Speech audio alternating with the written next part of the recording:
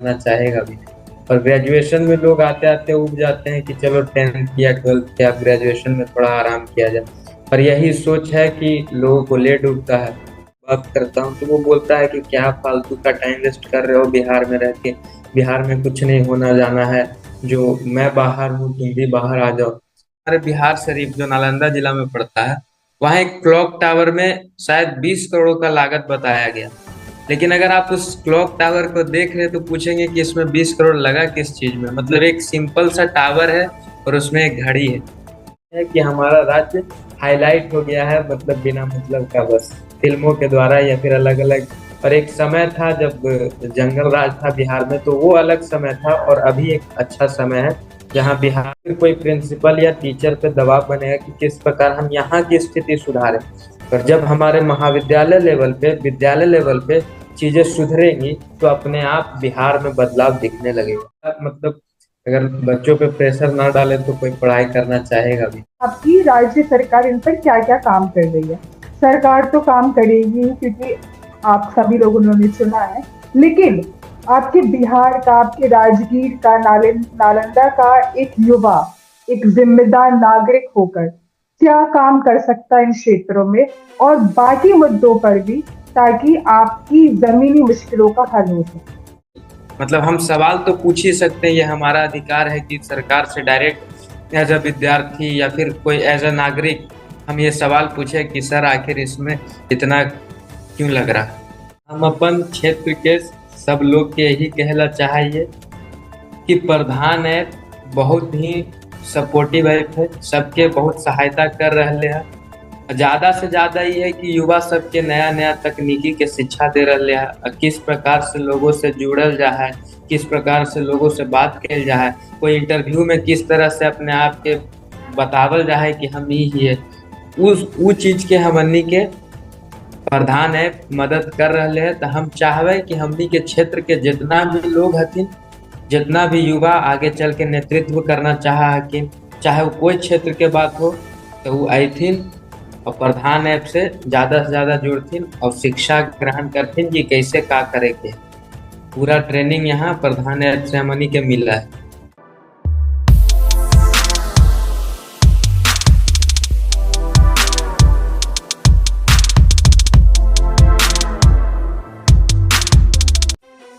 Okay. Welcome to प्रधान। प्रधान एक ऐसा मंच जहां पे आप अपने नेता को चुनते हैं अपने कीमती वोट से। वो नेता जो सिर्फ रखता है आपकी बात, वो प्रधान जो लेता है आपका पक्ष, और वो प्रधान जो आपकी जमीनी मुश्किलों का हल लाता है सिर्फ आपके लिए। तो आज के कार्यक्रम में हमारे साथ मौजूद है Suman. Welcome Suman. Thank you ma'am and hello Suman, to everyone. या सुमंत, अपना एक छोटा सा इंट्रोडक्शन दीजिए हमारे दर्शकों को। जी, मेरा नाम सुमंत कुमार है। मैं राजगीर जिला नालंदा का रहने वाला हूँ और मेरी अभी शिक्षा स्नातक की तृतीय वर्ष की चल रही है। ये राजगीर आपने नालंदा बताया, ये झारखंड में है? नहीं नहीं, ये बिहार राज्य में। तो बिहार राज्य में। तो आप अपने ये राजगीर नालंदा क्षेत्र के विषय में थोड़ा और बताइए, थोड़ा इस और प्रकाश डालिए कि ये कहाँ पे स्थित है, इसका इतिहास क्या रहा है, और अभी वर्तमान में यहाँ पे क्या स्थिति चल रही है, क्या परिवर्तन आया है पहले से, और आपको क्या मुश्किलें दिखती है? जी, राजगीर की बात करें तो भारत में ऐसे बहुत लोग होंगे जो सुने ही होंगे उसका नाम कि राजगीर क्या जगह है। मतलब प्राचीन समय से ही इसका बहुत गहरा इतिहास रहा है। ये मगध की राजधानी रही है, जहाँ चंद्रगुप्त और चाणक्य जैसे विद्वान की ये धरती है। और सबसे बढ़िया बात यह है कि हमारा ये राजगीर 5 पहाड़ियों से घिरा हुआ है, एक हरा भरा जगह है, जहाँ की बिहार में अगर किसी जगह पे पूर्ण रूप से हमारे देश में, हमारे बिहार के माननीय मुख्यमंत्री जी ने ध्यान दिया है तो वो हमारा क्षेत्र राजगीर है, जहाँ के अभी विकास की बहुत सारी कार्य हो भी चुकी है और बहुत सारी चल रही है। जैसे हमारा स्टेडियम जो बन रही है, जहाँ अभी हॉकी का इंटरनेशनल मैच हुआ था और खेलो इंडिया यूथ गेम्स का भी सेंटर है। तो खेल के क्षेत्र में हमारा राजगीर आगे बढ़ रहा है।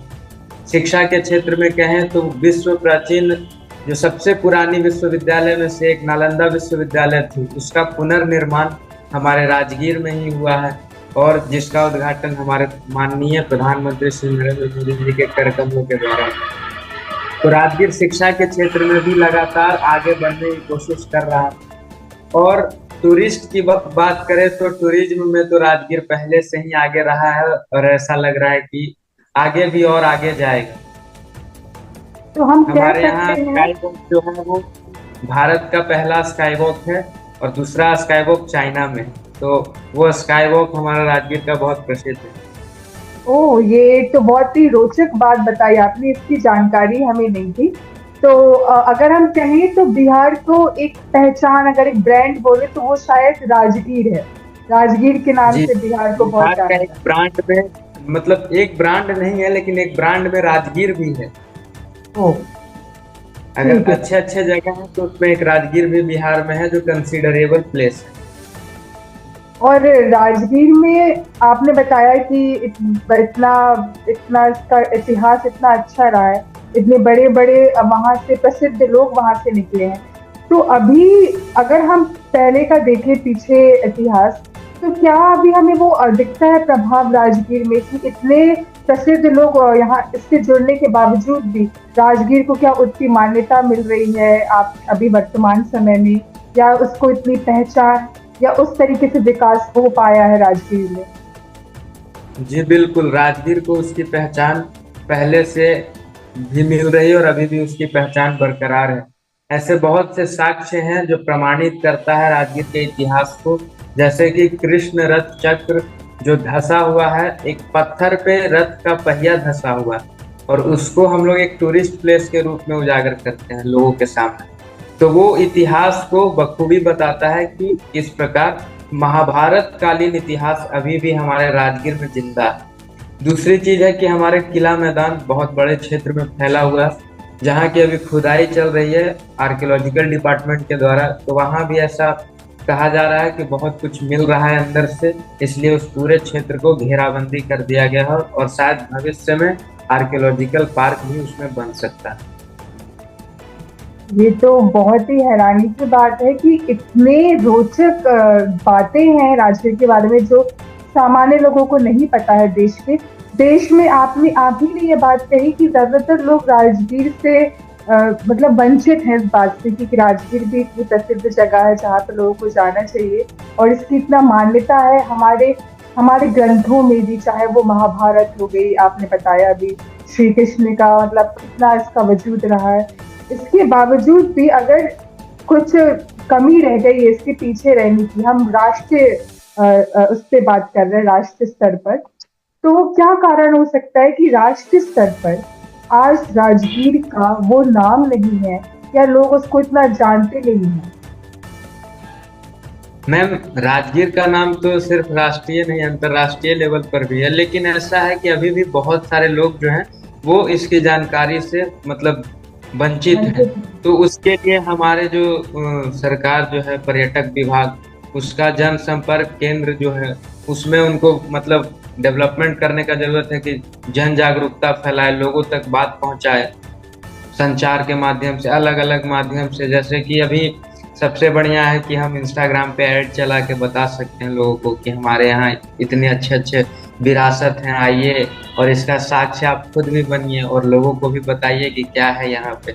तो आप जैसे करते हैं इसका ये ब्लॉगिंग इसका वगैरह? पूरा मतलब इतिहास है, समझिए महाभारत कालीन जो जरासंध और भीम की युद्ध हुई थी, वो भी इसी राजगीर के धरती पे हुई थी, जिनका अखाड़ा अब भी वहीं उसी जगह पे एक टूरिस्ट प्लेस टाइप बना दिया गया घेर के कि यहाँ आइए और आप देखिए कि इसी जगह पे महाभारत में जरासंध और भीम की युद्ध हुई।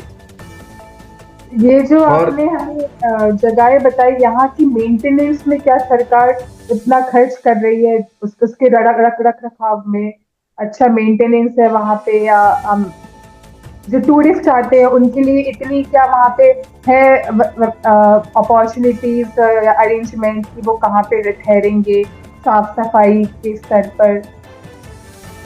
मैम, ये बहुत अच्छी बात आपने पूछ ली कि मतलब अगर इतना अच्छा जगह है तो उतना उस हिसाब से मेंटेनेंस है कि नहीं। तो थोड़ा सा इन सब मामलों में हमारा राजगीर अभी थोड़ा पीछे है, क्योंकि हमारे यहाँ अभी एक भी 5 स्टार होटल नहीं है, जो भी है 3 स्टार है। रहने के लिए मतलब अगर टूरिस्ट आते हैं तो उनके एकोमोडेशन के लिए तो उनके हिसाब से 5 स्टार ही चाहिए। जैसे हमारे यहाँ खिलाड़ी आए थे हॉकी का, तो उनको चाहिए था एक 5 स्टार होटल स्टे करने के लिए, अच्छा जगह। तो हमारे राजगीर में उन्हें कोई ऐसा जगह पसंद नहीं आया। तो इस चीज को लेके भी हमारे जो यहाँ के लोकल गवर्नमेंट है, या फिर मेनली तो हमारा ये राजगीर संचालित हमारे माननीय मुख्यमंत्री जी से ही हो रहा है। तो अगर वो ध्यान दे तो यहाँ एक अच्छी होटल, या फिर और दूसरी चीज है कि यहाँ स्वास्थ्य व्यवस्था के लिए एक बहुत अच्छा हॉस्पिटल का जरूरत है, क्योंकि हम लोग को हॉस्पिटल के लिए 20 किलोमीटर 15 किलोमीटर ज़्यादा दूर जाना पड़ता है एक अच्छे अस्पताल के लिए। तो ये कमी है, और साफ सफाई के लिए नगर निगम पूरी तरह से ध्यान देती है और आगे भी देती ही रहेगी। कई बार ऐसी खबरें सामने आती हैं, आपको भी इस बात की आप परिचित होंगे। शायद पिछले साल की खबर है कि पुल बन रहा था बिहार में, और उसमें शायद जो मटेरियल था वो सही नहीं था, तो वो टूट गया। और ऐसे बहुत सारे जो इंफ्रास्ट्रक्चर से जो संबंधित जो रहती हैं खबरें, वो बहुत देखने को मिलती है कि अच्छा काम नहीं हुआ। आपकी जो सरकार है राज्य की, उन्होंने खूब पैसा लगाया और बजट में भी पास किया बिल कि हम इतना पैसा लगाएंगे, लेकिन जमीनी स्तर पर जो लोग रहते हैं, जो कर्मचारी होते हैं, जो इंजीनियर होते हैं, वहां पे कुछ ऐसा हो जाता है पैसों की हेरा फेरी कि वो जितना पैसा आता है वो दिख नहीं पाता है काम में। इसको आप कैसे हाँ, देखते हैं? ये बात बहुत अच्छी कही मैम आपने, और ये हम लोग भी यहाँ हैं तो ये इस चीज को ऑब्जर्व कर रहे हैं। लेकिन इस चीज में जैसे सरकार है बिल पास कर देती है, लेकिन जितने स्तर पर ये सरकारी काम होती है और जितने स्तर पे अधिकारी मिलते हैं, वो सब अपने अपना कुछ कुछ कमीशन बनाते बनाते, जहाँ एस्टिमेट बहुत ज़्यादा होता है वहाँ सामान कम मात्रा में लगाते हैं। तो उस चीज़ से पुल तो कमजोर बनेगा ही। हाल ही का एक एग्जाम्पल है कि हमारे बिहार शरीफ जो नालंदा जिला में पड़ता है, वहाँ एक क्लॉक टावर में शायद 20 करोड़ का लागत बताया गया। लेकिन अगर आप उस क्लॉक टावर को देख रहे तो पूछेंगे कि इसमें 20 करोड़ लगा किस चीज में। मतलब एक सिंपल सा टावर है और उसमें एक घड़ी है, उसमें कोई ऐसा खासियत नहीं है कि लोग वहाँ टूरिस्ट के तौर पर देखने जाएं। तो ये सरकार की गलती तो है ही कि मतलब वो उस पर सही से निरीक्षण नहीं करती है।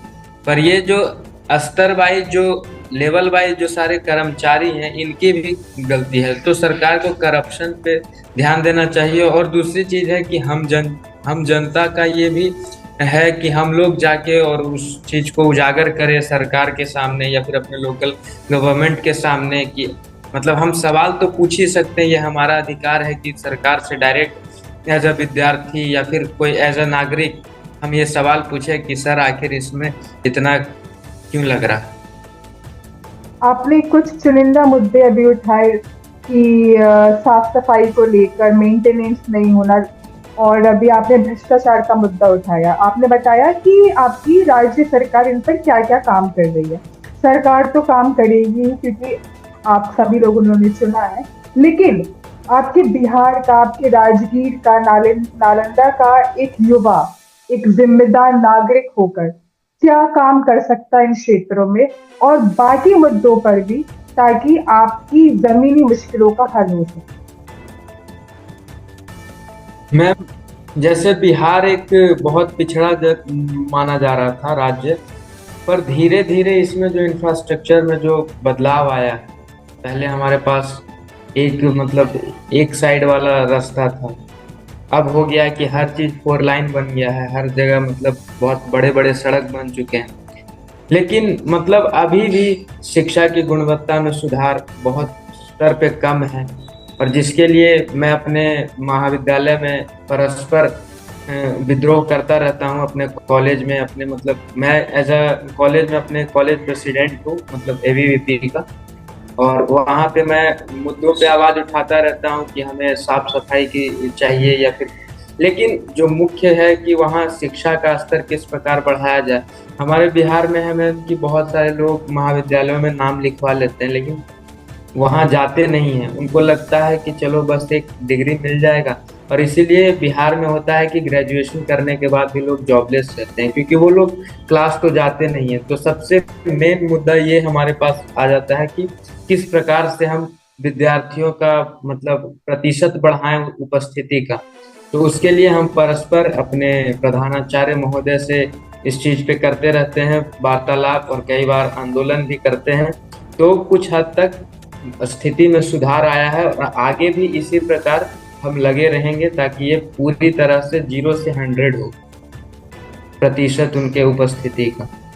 जिससे अगर लोगों में शिक्षा आएगी तो जागरूकता भी फैलेगा।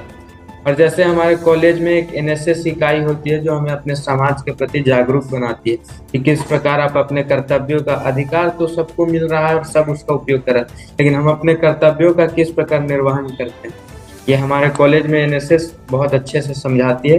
तो अगर हम प्रतिशत बढ़ाते हैं और लोगों को शिक्षित करते हैं तो कहीं ना कहीं हर तरह से स्थिति में सुधार आने की गुंजाइश है। और अभी आपने बताया कि आपका विश्वविद्यालय का नाम क्या है?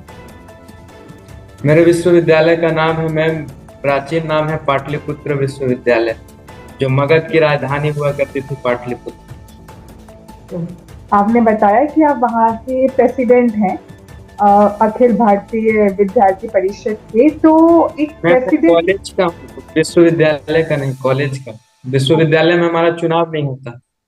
ठीक है, कॉलेज के हैं आप। तो क्योंकि आप प्रेसिडेंट बने, तो मैं आपसे जानना चाहती हूँ कि आपके यहाँ जो कॉलेज के ही प्रेसिडेंट बनने में क्या मुश्किलों का सामना करना पड़ता है आपके क्षेत्र के युवाओं को? क्या क्या आपको एक क्या क्या पड़ाव आते हैं एक प्रेसिडेंट बनने के लिए, और जमीनी हकीकत क्या रहती है कॉलेज की, जो आपको एक प्रेसिडेंट बन के या बनने की उस समय में आपको जानने को मिली, आपने देखा? मैम, पहली चीज तो ये कि हमारे यहाँ इलेक्शन नहीं होती है, तो जो भी प्रेसिडेंट चुना जाता है उसके ओवरऑल एकेडमिक्स और को करिकुलर एक्टिविटीज में उसने कैसा परफॉर्म किया है और किस प्रकार वो कितना प्रोग्राम खुद के दम पे करवाया है, इस हिसाब से उन लोगों को मतलब दिया जाता है दायित्व। दायित्व यहाँ दिया जाता है, चुनाव नहीं होता। तो उस हिसाब से लोगों को सेलेक्ट किया जाता है, इलेक्ट नहीं किया जाता। तो मेरी जो रही है कि मैं परस्पर अपने महाविद्यालय में कई तरह की गतिविधि करते रहा हूँ, तो इसके लिए मुझे चुना गया था। और रही बात कि महाविद्यालय स्तर पर किस तरह की चुनौतियों का सामना करना पड़ता है, तो कई बार ऐसा होता है कि जैसे क्योंकि हमारे यहाँ इलेक्शन नहीं हुआ, तो बहुत सारे ऐसे टीचर्स होते हैं कुछ गलत भी कर रहे हैं। अगर हम उन्हें टोकते हैं तो वो बोलते हैं कि आपका इलेक्शन तो हुआ नहीं, हम आपको मानते ही नहीं है कि आप कॉलेज प्रेसिडेंट हैं। तो इस तरह की चुनौती अगर आती है तो वहाँ पे हम लोग मतलब हमारा विद्यार्थी परिषद भारत का सबसे बड़ा विद्यार्थी संगठन है, तो हम लोग समस्या को लेके फिर भी निर्भीकता से वहाँ खड़े रहते हैं और अपने अधिकारों के लिए लड़ते हैं। इसके आपने एक जमीनी ये बात हकीकत बताई कि यहाँ पे इलेक्शन नहीं होता है। आपके काम को देख के आप कितने तत्पर हैं, एक जिम्मेदार हैं अपने समाज को लेकर, बाकी सबको लेकर, उसके बेसिस पे आपको चुना जाता है। इसके अलावा और जो वहाँ के जो टीचर या शिक्षक हैं उनका रोक टोक रहता है कि आपको तो इलेक्ट नहीं किया गया, आपको तो चुना नहीं गया है, तो फिर हम क्यों आपको इस तरीके से माने। अब आपको शिक्षा विभाग में या शिक्षा क्षेत्र में आपने कुछ ऐसी दिक्कतें देखी ग्राउंड लेवल पर आपके विश्वविद्यालय, आपके कॉलेज में, जो आपको लगा कि आपको उसको बदलना चाहिए प्रेसिडेंट होने के नाते, या युवाओं की सोच में कुछ आपको ऐसा लगा कि युवा किस तरीके के ऐसे एक्शंस लेते हैं, उनका क्या सोचना है, उनकी क्या विचारधारा, जो आपको लगता है कि मैं एक जिम्मेदार एबीवीपी का प्रेसिडेंट होने के नाते मुझे ये काम करना चाहिए, मुझे इस चीज को ठीक करना चाहिए? मैम, अभी तो मैम बताया कि सबसे बड़ी चीज है कि युवाओं को ये लगता है कि महाविद्यालय में बस नाम ही लिखवाना, फॉर्म भरने जाना और एग्जाम देने जाना, क्लास करने जाना है, ऐसा लोगों को नहीं लगता। तो मेरा सबसे बड़ा काम इसी पे रहता है कि किस प्रकार सभी का प्रतिशत बढ़ाए। मेरा 4 P पे काम रहता है मैम: प्रवेश, परीक्षा, परिणाम और पढ़ाई। इन 4 चीजों पे मेरा काम रहता है कि ये एकदम शेड्यूल से चले, एकदम कंटिन्यूटी के साथ चले और सबसे बड़ी चीज़ है उसके लिए प्रतिशत बढ़े स्टूडेंट्स का। तो कई बार होता है कि विद्यार्थी तो मतलब उसको इग्नोर कर ही देते हैं कि हमें क्लास नहीं करना, लेकिन जो प्रोफेसर, असिस्टेंट प्रोफेसर, उनको लगता है कि चलो अच्छा है, बैठ के बस टाइम वेस्ट करके हमें अपना सैलरी मिल रहा है। तो हम उस तरह से उन पे ऐसा प्रेशर बनाना चाहते हैं कि वो बच्चों पे प्रेशर बनाए कि आप क्लास आइए। अगर टीचर चाहे और प्रिंसिपल चाहे तो किसी भी कॉलेज का प्रतिशत बढ़ सकता है। वो अगर उनके पेरेंट्स टीचर मीटिंग करते हैं, पेरेंट्स पे दबाव डालते हैं कि आपके एग्जाम में दिक्कत होगी, या उनको अगर उस तरह से डराया जाए कि आपको ये नुकसान हो सकता है, तो बच्चे महाविद्यालय जरूर आएंगे। और पढ़ाई में हम पूरा मतलब अगर बच्चों पे प्रेशर ना डाले तो कोई पढ़ाई करना चाहेगा भी नहीं। और ग्रेजुएशन में लोग आते आते उब जाते हैं कि चलो 10th या 12th किया, ग्रेजुएशन में थोड़ा आराम किया जाए। पर यही सोच है कि लोगों को ले डूबता है। और इसी पे मेरा काम चल रहा है कि किस प्रकार उसको प्रतिशत को बढ़ाए, लोग ज़्यादा से ज़्यादा कॉलेज आएँ और अच्छी शिक्षा ग्रहण कर सके, ताकि हमें ये ना कहना पड़े कि हम ग्रेजुएट होने के बाद भी अनएम्प्लॉयड हैं। क्योंकि अगर नॉलेज रहेगा तो किसी न किसी फील्ड में हमें काम मिल ही जाएगा।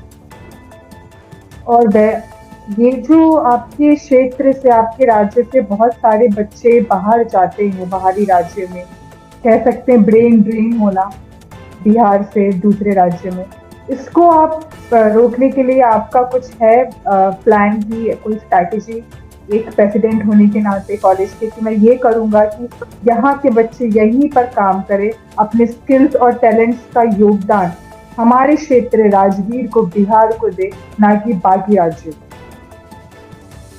मैं इस पे मतलब मेरा मेन काम इसी पे रहता है, क्योंकि मैं बहुत सारे दोस्तों से जब बात करता हूँ तो वो बोलता है कि क्या फालतू का टाइम वेस्ट कर रहे हो बिहार में रह के, बिहार में कुछ नहीं होना जाना है, जो मैं बाहर हूँ तुम भी बाहर आ जाओ। तो मेरा उनसे बस एक ही सवाल रहता है कि जब आप बिहार को छोड़ के जा रहे थे तो क्या आपने एक बार कोशिश किया कि इस सूरत को बदले? अगर हम नहीं बदलेंगे, आप चल गए, आपके जैसे हम भी चल जाएंगे, तो मेरे बाद जो आएगा वो भी सोचेगा कि यहाँ कोई फ्यूचर नहीं है, बिहार से बाहर जाते हैं। किसी ना किसी को तो यहाँ रह के इसको बदलने का कोशिश करना पड़ेगा, किसी ना किसी को ये जिम्मेदारी लेना पड़ेगा। बिहार सिर्फ और सिर्फ बोल देने से तो बदलेगा नहीं, जमीनी स्तर पे हम सबको काम करना पड़ेगा। तो ये पलायन की समस्या को दूर करने के लिए अक्सर मैं मतलब कला के क्षेत्र में या फिर संस्कृति जो भी कार्यक्रम होते हैं उसके क्षेत्र में या पढ़ाई के क्षेत्र में परस्पर काम करने की मेरी इच्छा रहती है। और मैं पिछले बार अपने टीम को राष्ट्रीय स्टेट लेवल तक ले गया था अपने कॉलेज से, आर्ट में ही, मतलब एक्टिंग और डांसिंग दोनों में। और इस बार कोशिश है कि उसको हम लोग राष्ट्र लेवल पे ले जाएं, ताकि हम लोगों को ये दिखा सकें कि बिहार क्या है। और दूसरी चीज़ कि इस बार एनएसएस के द्वारा जो एक नेशनल इंटीग्रेशन कैंप करवाया गया था जिसमें अलग अलग राज्यों से लोग आए थे, तो हर लोगों का यही सवाल था कि आपके यहाँ पलायन का बहुत समस्या है, जो आप इसको किस प्रकार देखते हैं। और उनको लगता था कि बिहार एक इलिटरेट जगह है और यहाँ पे बहुत ज़्यादा क्राइम है। तो जब लोगों से आपसी बात करते हैं और उनसे मिलते जुलते हैं तो उन्हें लगता है कि नहीं, वो जो सुनते हैं वो अलग चीज़ है और जो वो ऑब्जर्व करते हैं वो अलग चीज़ है। मतलब हम लोग आपस में जब बात करते हैं तो उन्हें ये नहीं लगता है कि ये लड़का बिहार का है या फिर कहीं किसी निचले राज्य का। तो इस तरह से उनको आश्वासन दिया जाता है कि हाँ, हम लोग इस प्रकार से अपना काम करते हैं। और जो आप सुनते हैं कि यहाँ क्राइम बहुत ज़्यादा होता है, तो क्राइम एक ऐसी चीज़ है जो हर जगह होती है, लेकिन ये है कि हमारा राज्य हाईलाइट हो गया है, मतलब बिना मतलब का, बस फिल्मों के द्वारा या फिर अलग अलग। और एक समय था जब जंगल राज था बिहार में, तो वो अलग समय था। और अभी एक अच्छा समय है जहाँ बिहार में विकास की ओर परस्पर बढ़ रहे हैं। और बहुत अच्छी चीज़ ये है कि यहाँ सबसे ज़रूरी चीज़ है कि हर महाविद्यालय में और हर विश्वविद्यालय में स्टूडेंट यूनियन का इलेक्शन हो, ताकि विद्यार्थी अपने अधिकारों की मांग कर सकें पूरे हक से। अभी जैसे हम लोग को फटकार दिया जाता है कि हम आपको नहीं मानते, लेकिन कल कोई इलेक्शन होता है, हम पूरी बहुमत से और वहाँ जीत के अपनी समस्याओं को रखते हैं, तो फिर कोई प्रिंसिपल या टीचर पे दबाव बनेगा कि किस प्रकार हम यहाँ की स्थिति सुधारें। पर जब हमारे महाविद्यालय लेवल पे, विद्यालय लेवल पे चीज़ें सुधरेंगी तो अपने आप बिहार में बदलाव दिखने लगेगा। दूसरी चीज़ है कि हमारे यहाँ रोजगार के लिए फैक्ट्रियों की बहुत कमी है, जो कि पहले चीनी मिल वगैरह था वो भी बंद पड़ा हुआ। तो अगर ऐसा 2-3 कुछ ऐसा जो कि बिहार में खोला जा सके, ऐसा तो बहुत कुछ कहता है कि रिसोर्स के अभाव में हम लोग बहुत कंपनियां नहीं सेटअप कर सकते हैं, लेकिन ऐसे बहुत सारे कंपनी जो हम सेटअप कर सकते हैं, एटलीस्ट हम अगर वो करें तो बिहार में पलायन की समस्या बहुत हद तक कम हो सकती है।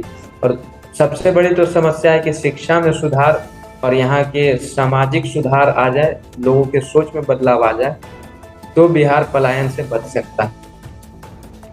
ये जो आपने जो भी एक्शन बताए, जो भी आप ये कार्य करेंगे, ये मेरे ख्याल से बहुत अहम रोल प्ले करेंगे एक बिहार का जो नैरेटिव है राष्ट्र लेवल पर, कि लोग क्या सोचते हैं बिहार का लोगों के प्रति, वो बदलेगा। कि बिहार में भी टैलेंट है, वहाँ पे भी स्किल है, वहाँ के भी युवा जानकार हैं और बहुत कुछ कर सकते हैं। दूसरी बात, Yes. आप ऐसा क्या, आपने बोला कि आपने दोस्तों से बोलते हैं कि कौन इसकी सूरत बदलेगा, किसी को तो लेना पड़ेगा ये रिस्पॉन्सिबिलिटी। तो अपनी जड़ों से जुड़ने के लिए युवाओं को आप क्या संदेश देंगे? अभी हमने ऑपरेशन सिंदूर में भी देखा कि बहुत सारे जो अपने राष्ट्र के ही युवा थे, वो ही धोखा दे रहे थे अपने ही राष्ट्र को। दूसरे राष्ट्र, अपने हमारे दुश्मन राष्ट्र जो है पाकिस्तान पर अपनी जासूसी करके और वहाँ पे पूरी जानकारी साझा कर रहे थे, हमारी जानकारी। तो अगर युवा राष्ट्र के नहीं हो पा रहे हैं, तो अपने क्षेत्र के, मतलब कितना बड़ा चुनौती है कि राष्ट्र के नहीं हो पा रहे, लेकिन कम से कम अपने एक तरह आपको क्षेत्र के भी अपने जड़ों से उनको जोड़ के रखना है। तो आप कैसे उनको इनकरेज करोगे, मोटिवेट करोगे कि राजगीर से जुड़े रहो, राजगीर की जड़ों से, बिहार से, और इसकी सूरत बदलो? मैम, सबसे बड़ा चीज है कि अगर लोगों को कोई चीज समझाना है तो आपको खुद एक उदाहरण बनना पड़ेगा। अब हम यहाँ रह के अगर कुछ नहीं करते हैं तो अगला कहेगा कि उसने समय बस वेस्ट कर दिया और कुछ किया नहीं।